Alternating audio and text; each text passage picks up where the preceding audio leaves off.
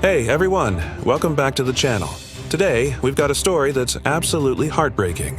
One of those cases that just hits you right in the gut, especially since it happened just 3 days before Christmas.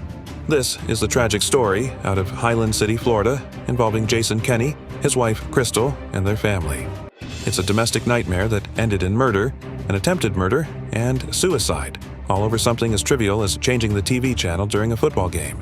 Stick with me till the end because this one is tough, but it's important to talk about these things: domestic violence, substance abuse, and how quickly things can spiral out of control. Let me take you back to the night of December 22nd, 2025. Jason Kenney, a 47-year-old guy, had been drinking pretty heavily that evening. He was out in his shed watching Monday Night Football, the San Francisco 49ers versus the Indianapolis Colts. The Niners were having a great game. They ended up winning big. Around 11 p.m., toward the end of the match, Jason decides to head inside the house to finish watching on the living room TV. His wife, Crystal Kenney, was in there, and she suggests, "Hey, maybe let's watch something else now. Turn it off or change the channel." That small comment? It set Jason off. What started as a disagreement quickly escalated into a massive argument. Things got so heated that Crystal told her 12-year-old son to call 911. The boy, terrified, bolted out of the house and ran to a neighbor's place to make that call. As he was leaving, he heard gunshots ringing out behind him.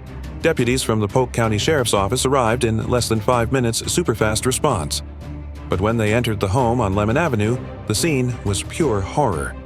In the living room, they found Crystal shot in the head. She was gone. Then, in one of the bedrooms, they discovered her 13-year-old daughter, Jason's stepdaughter, shot twice.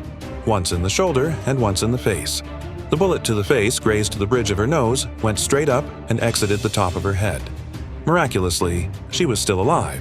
She was rushed to Lakeland Regional Health in critical condition, but stable, alert, and able to talk. And get this, she gave investigators her account of what happened. She told them, and I'm quoting Sheriff Grady Judd here, "I begged him, don't shoot me, don't shoot me, don't shoot me, and he shot me anyway." Just imagining a 13-year-old girl pleading for her life like that, it's devastating. Thankfully, there's also a 1-year-old baby girl in the home, Jason and Crystal's biological daughter, who was asleep in her crib the whole time. She wasn't touched, completely unharmed. The 12-year-old boy who ran for help was safe too. Jason, meanwhile, had already fled the scene in his truck before police got there. He headed toward Lake Wales to his late father's house, which was empty and in probate. On the way, he called his sister, who lives upstate in New York. He told her he'd done something really, really bad, something terrible, and that this would be the last time they'd ever speak. He said she'd see him on the news, but he wasn't going to jail for the rest of his life. Deputies tracked his phone, set up a perimeter around the property, and started calling for him to come out of the shed he'd barricaded himself in. They yelled multiple times, and then they heard a single gunshot. When they breached the shed, Jason had shot himself in the forehead. He was dead. As the investigation unfolded that night and into the next day, more details came out that painted a clearer picture of what might have been going on behind closed doors. Deputies found a handwritten note from Crystal to Jason. It was out in the open, not hidden. In it, she wrote about how he was drinking again, using cocaine again, and that this wasn't how a family should live. She told him he needed God in his life. Crystal was a regular churchgoer, every Sunday without fail. We don't know exactly when she wrote that note. Could have been recent, could have been older, but it was there, and it spoke volumes about her concerns. Sheriff Grady Judd held a press conference the next morning, December 23rd, and he didn't hold back. He was emotional, frustrated, and outright called this horrific, especially so close to Christmas. He described walking into the home and seeing a beautiful Christmas tree all decorated, with a ton of wrapped presents underneath, just waiting for a happy family morning. Instead, it was a crime scene stained with blood and tragedy. Judd said the detectives were distraught processing it all.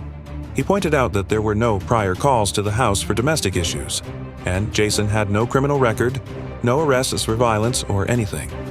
But one family member told investigators that Jason had been physically abusive toward Crystal for a while. Women sometimes protect their partners and don't report, Judd noted, which might explain why nothing was on record. Judd was blunt about Jason. "Quite frankly, I don't want to sound sinister, but the only thing he did right that night was shoot himself."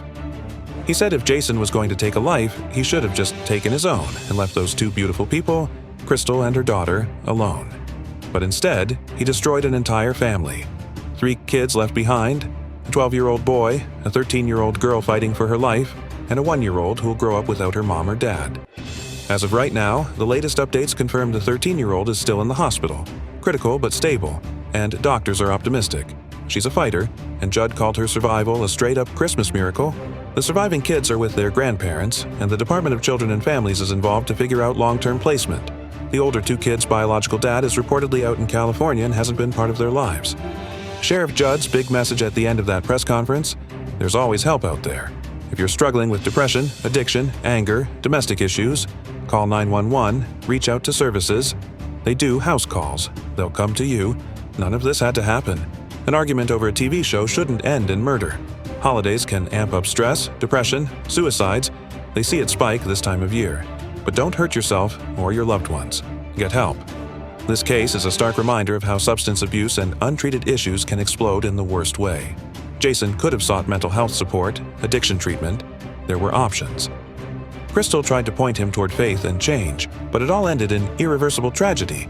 Those poor kids, waking up to no parents, one sister in the hospital, presents under the tree that no one will open the same way. It's just gut-wrenching. If this story hits home for you or someone you know, please reach out for help. What do you guys think? How does something like a football game turn into this? Drop your thoughts below, respectfully of course. This family's been through enough. If you want more details or updates, hit that subscribe button and turn on notifications. Take care of yourselves out there and hug your loved ones a little tighter this holiday season. We'll catch you in the next one.